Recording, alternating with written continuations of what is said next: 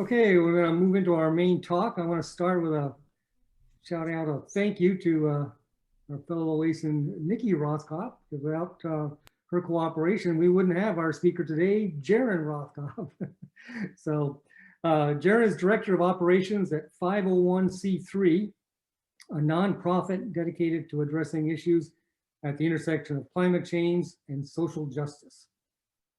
501c3 promotes climate change solutions through technology deployment and storytelling around global food, energy, water, and shelter challenges.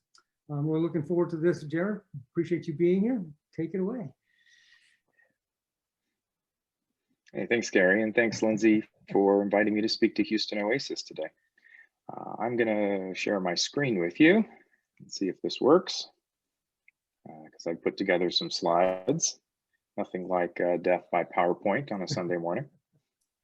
Can everyone see my screen? Yes, it works. All right.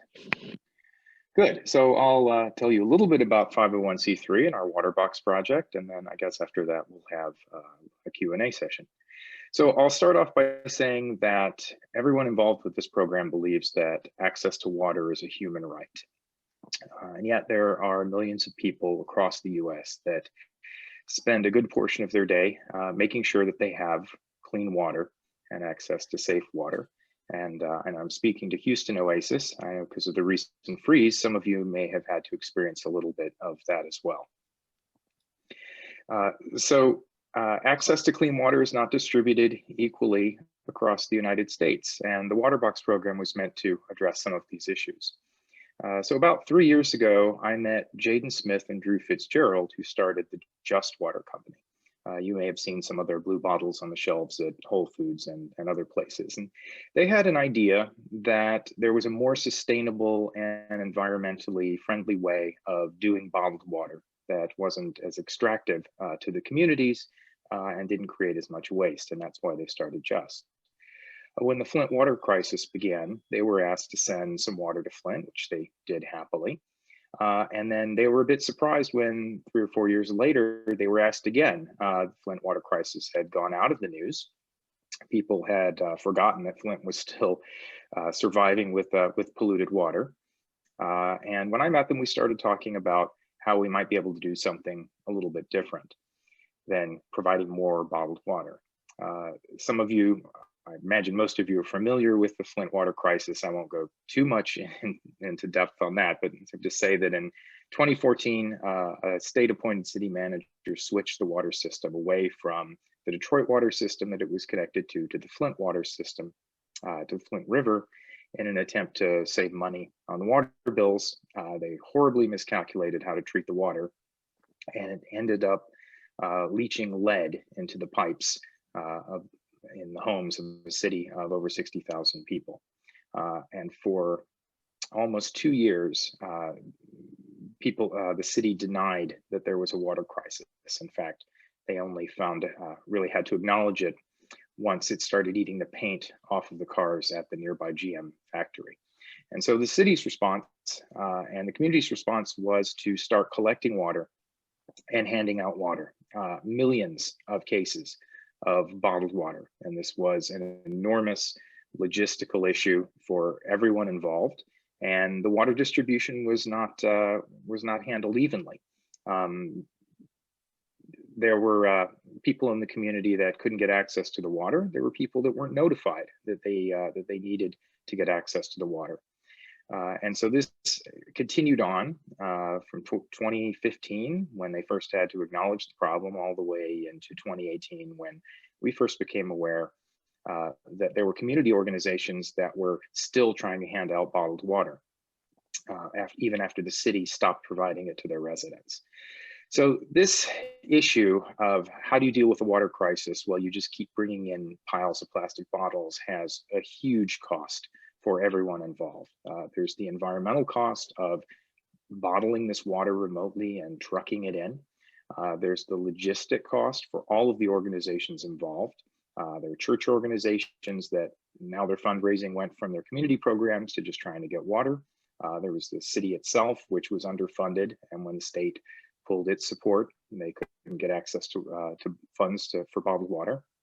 And then there's the enormous amount of plastic waste that has gone on with these millions of bottles being put into a community that was not ready to handle them. So when we got this request, our first thought is, well, there have to be better ways to address this problem than just bringing in bottled water. And I had spent the last dozen years or so running around the world doing energy and water programs in places like Africa and Asia and Central America.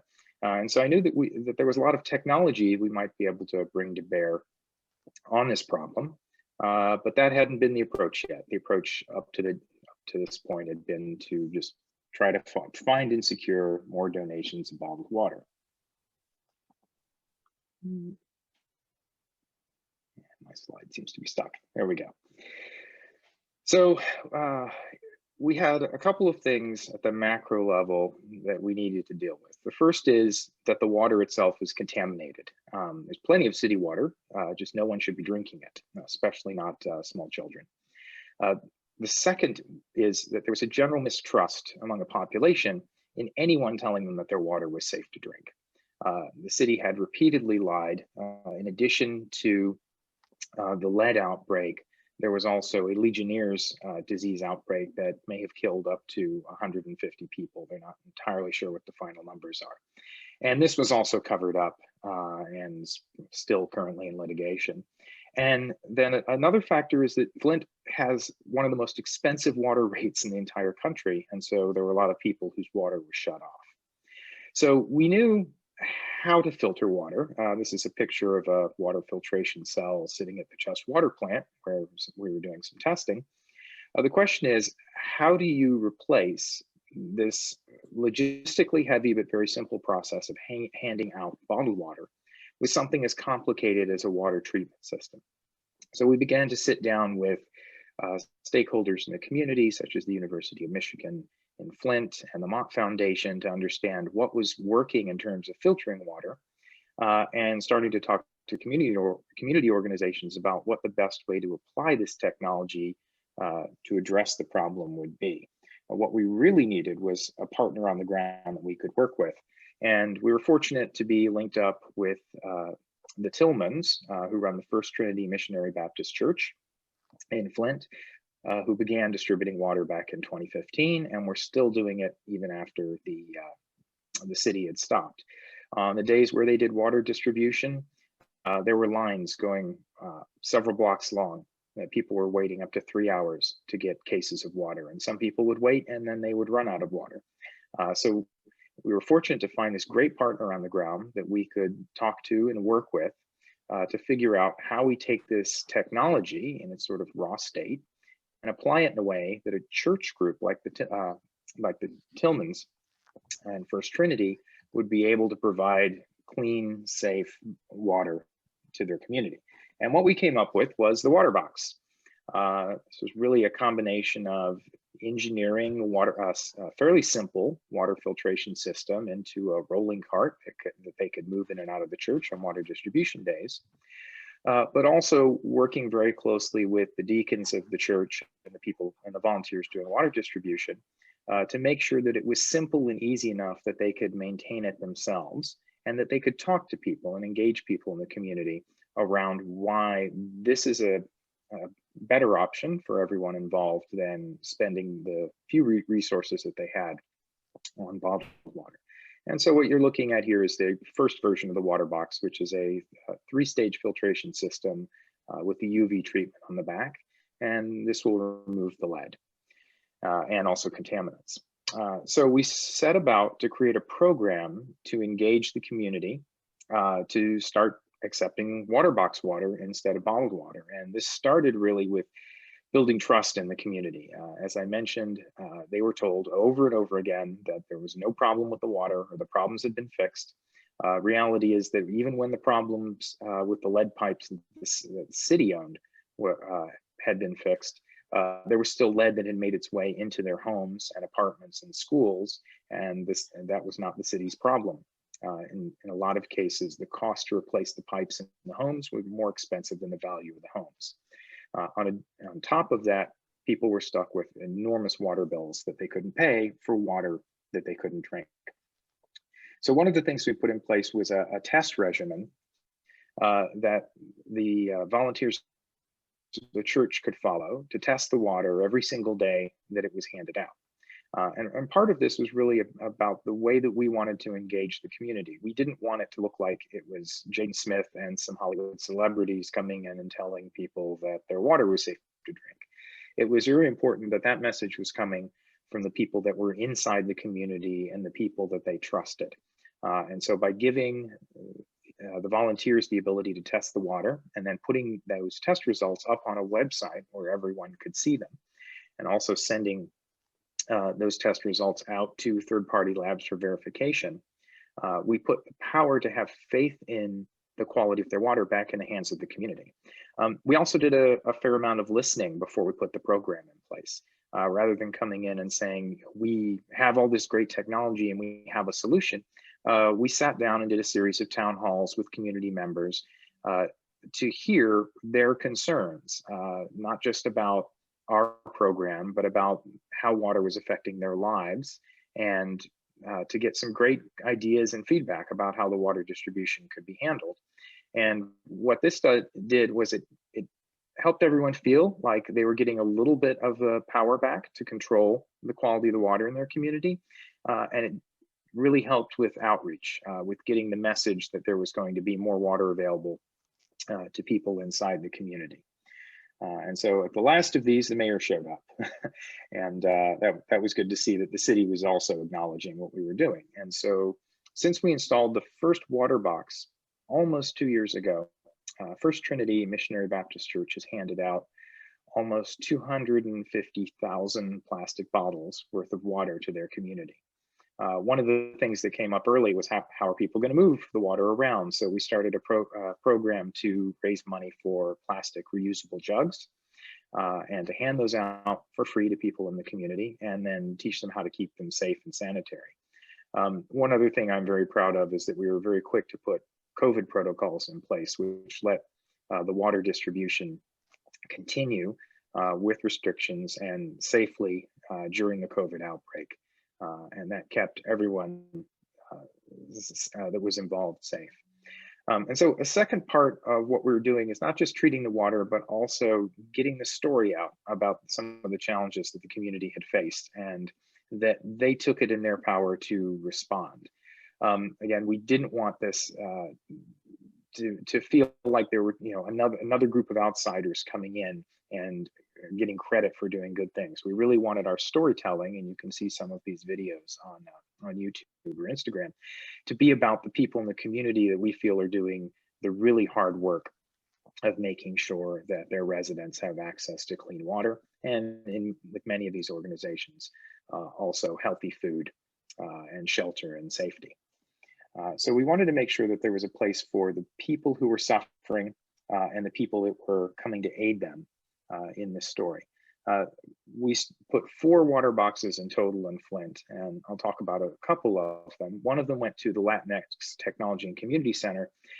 Flint has a Latinx population. They were almost completely ignored by the city in terms of outreach. I was horrified to find out that many of the people in that community found out that the water in Flint in their town was poisoned by hearing about it on Univision and on hearing national stories rather than local stories. And so we really learned through working with this group about how to do a better outreach to some of the marginalized communities. And these are lessons that we've learned and taken to some of the other cities that we're working in. One of the other organizations we worked with was the SYLVESTER BROOME Empowerment Village, which is really focused on helping children. And they are really seeing in their children what the effects of lead poisoning have done to their ability to learn, their ability to focus and attention. So this is an entire school and sports complex that had to switch over to bottled water, and they're mostly grant funded. This was quite a significant hardship for them. So by bringing a water box in partnership with Kind Humans to SYLVESTER BROOME, the school now had unlimited access to clean water and can start handing it out to parents and to other people inside their community. And we're continuing to work with them on programs around childhood education, around music, and around clean food. Another city that also is suffering from a similar problem, the degradation of their pipes and their infrastructure and high levels of lead, is Newark. We started working with the Newark Water Coalition towards the end of last year. And I've just come back from New York, where we put our third water box in Newark at a children's daycare facility. And our partner on the ground there is the Newark Water Coalition. The problems that Newark is experiencing are really endemic of communities around the country. Flint was triggered by a specific action, but there are communities, and these are mostly communities of color or LATINX communities in the US, whose water infrastructure is 80 to 100 years old, is made of lead pipes. And as these lead pipes start to break down, they're leaching lead into the cities. We're also started working with homeless population in downtown LA. The issue there isn't so much that their water is contaminated, it's that they don't have access to water. There's almost 50,000 people living on the street in downtown Los Angeles in an area known as Skid Row. And it's a heat island. It gets incredibly hot, and this population doesn't have access to clean water. So a few months ago, we put our first water box into the homeless healthcare center in Skid Row in Los Angeles, and are looking at bringing this program to other cities that are suffering from the same problems with homelessness. So far, in the 2 years that we've had the program up, we've distributed or replaced almost 436,000 16-ounce bottles. We've handed out over 3,000 jugs to families in Flint and Newark. And we have a roadmap this year of putting in at least another 10 systems and raising this number up to 1 million bottles worth of water distributed. And one of the nice things about the water boxes is they're fairly industrial. They will last and be able to support those communities as long as they feel that they have a need and a demand for clean water. We've gotten a little bit of exposure. There's a picture of Jaden with Ellen. Ellen sponsored one of the water boxes. And so we've had incredible outpouring of support from celebrities, but also from over 4,000 individual donors, everything from people in other countries to high school kids in the Bronx who have donated to provide a jug or to fund our next water boxes. This has really been the wind within our sails. We started off just looking at a problem in Flint and not certain if our technology was going to be the right solution. And here 2 years later, we're looking at building the program out exponentially and taking it to communities across the country. We've had over 400 requests from communities that are suffering from water issues from all over the world. And at the moment, the water box, the program as it's structured right now, is really focused on dealing with water issues here in the US. But as we move forward, again, my background, I've done a lot of international aid and development. We'll be looking at building versions of the water box that are able to go into communities that don't have access to municipal water. But I'm still, surprised after all this time I spent overseas that we have this much of a need for clean water in communities here in the US. There are over 5,300 US water systems that violate the EPA standards for lead in water. And that's just lead. That's without getting into the PFOA, contamination, copper, chromium, and some of the others. Lead is the one that we're focused on currently because it has the most detrimental effects for children and early childhood education. But most of these systems are polluted with lead because of the infrastructure has not been repaired. It's old. This problem is really endemic up in the Northeast, in the older cities, and in the farming communities of the Southwest. It is just unconscionable that at this day and age in our country that people have to spend their day trying to figure out where they're going to get clean water from. So our hope is to bring the program to almost 12 cities this year, and working with community organizations in each of those cities to figure out what the demand is. I think that we're going to be in Houston fairly shortly in response to what happened with the freeze. It's made us aware that there are communities that have endemic water safety concerns in Texas, not just when a hurricane hits or when you get a freeze. And we want these water boxes to be down there and available for the emergencies as well. So the result of our interest and exploration of whether we could find out if there's something better than providing bottled water is that we now have a program that we think is a good model going forward for other problems around food and health that we can address in some of these cities. The first is it's a grassroots partnership model. We are always working to support community organizations on the ground. It's open source. We're going to publish the plans for the water box so that any community organization that wants one can build one.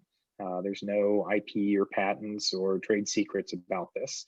I even had some high school and college kids build one of the ones up in Flint. We're telling the stories of these communities to raise awareness, and we're empowering these communities to deal with their own water issues rather than relying on donations from others.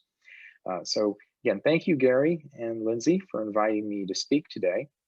If anyone would like to help, you can go to our website, 501c3.org.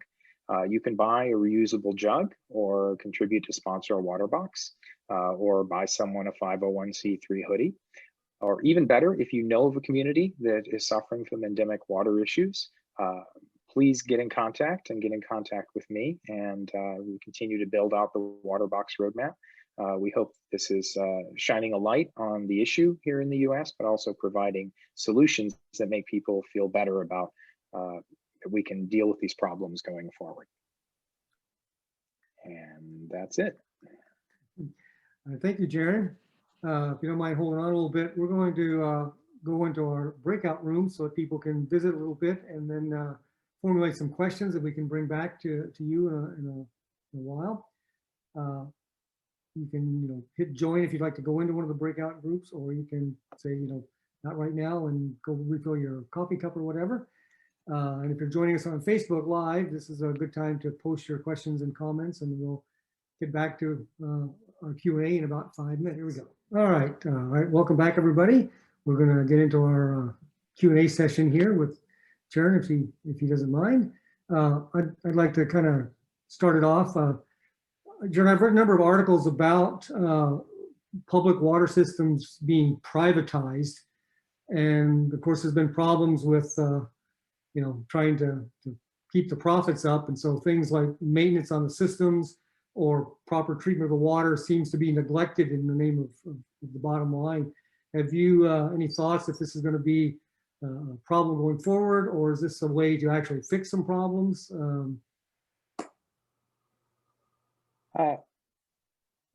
Privatization can be a blessing or a curse.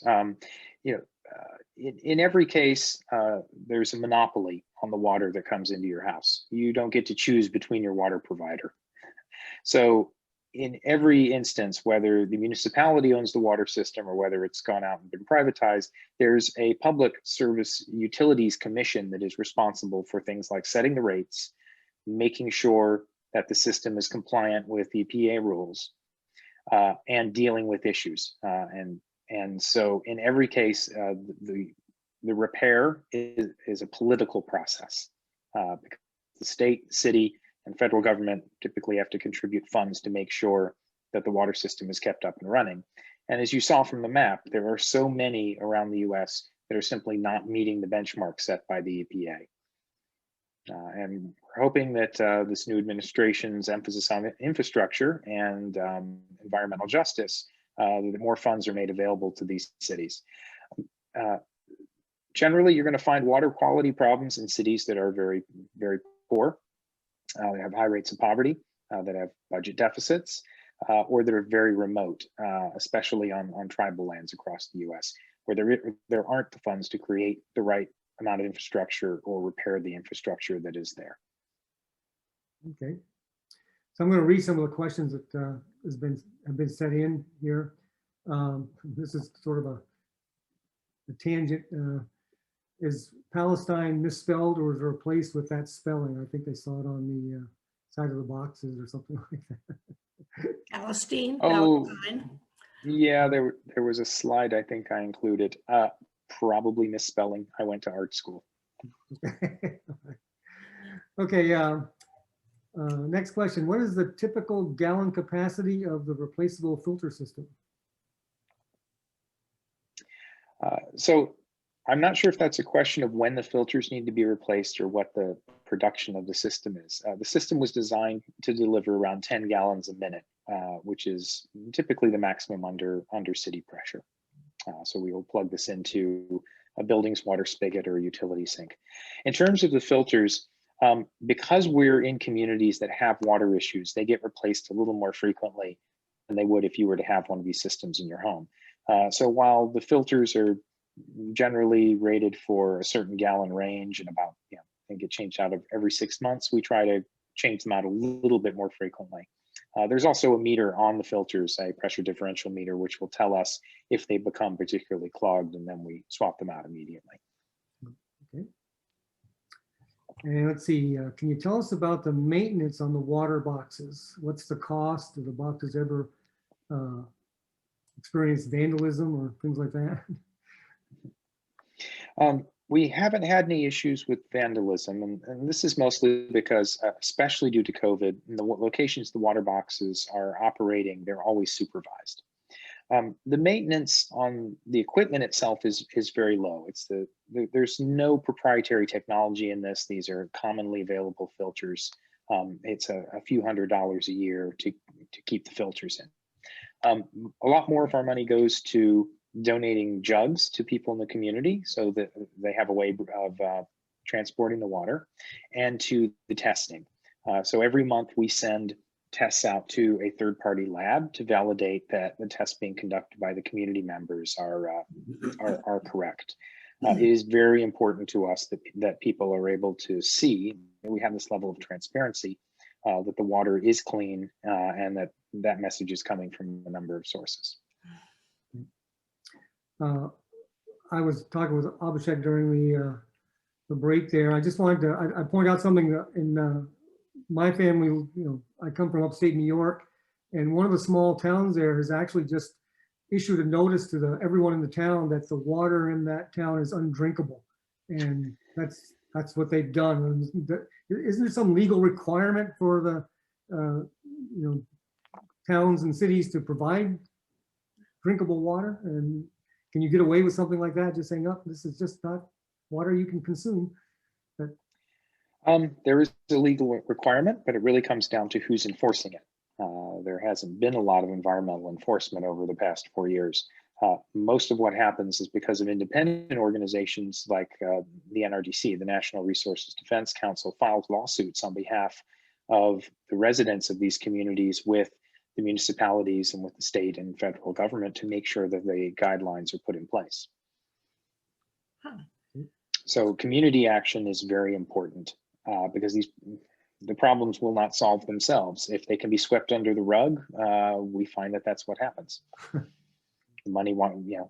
These towns are all short on money and resources, and they'd rather deal with anything than an infrastructure problem. When I was a kid, I just remembered this. When I was a kid and my parents were driving us around, I would notice larger signs entering individual towns, communities, and they would all say the same thing. Probably the number was changed, but it was something about the water. The water was subject to a certain treatment system, and it was approved or something like that. And I thought that was kind of strange and interesting, and I forgot about it until now. I haven't seen one of those signs for a long time, decades, I suppose. But it was now that I'm thinking about it, some probably had it and some probably didn't, saying that their water was approved by some federal system, I suppose. I don't know. Nobody? Mm-hmm. Nobody saw the signs. Okay. Okay, I have a couple more questions here that popped up. Jaron, did house-based reverse osmosis systems make the water drinkable in Flint? Is that those systems do They would be able to do that. There are a couple of barriers. First of all, we're using a filtration, membrane filtration system rather than reverse osmosis because we don't need to get salt out of the water. And it's been proven fairly effective that these less expensive membrane filtration and lead carbon block filtration and UV treatment systems are as effective in these communities as reverse osmosis. The fundamental problem in a community like Flint is that fixing the pipes in a home or installing a full reverse osmosis system is beyond the financial resources of the people living in that community. Those two things probably cost more than the home itself. This is the case particularly in northern and midwestern Rust Belt cities that have seen an exodus of population. So while the city in Newark and Flint both hand out little faucet filters that go on the end of the faucet. These are also problematic because you don't know when they've stopped working and they can have their own issues with bacterial buildup if they're not installed properly. So while it would be great if we could give every home in these communities their own water filtration system, it would probably cost as much as fixing the infrastructure in the first place. That's why we focused on points of distribution where the most number of people could get access to one water box or one point where they know the water is safe to drink. Yeah, that segues into the next question, which is what does it cost for a community to buy the water box? We don't sell them. It's not a commercial project. What we do is we raise the money from sponsors and donors to bring the water box in and keep it there as long as the community believes that there's a water problem. Generally, we raise around $50,000 to $75,000, depending on where we're going into. There isn't a price tag on the water box. Some of the materials are donated, some of the labor is donated. Part of the program is building a water box, which I do up here in Detroit.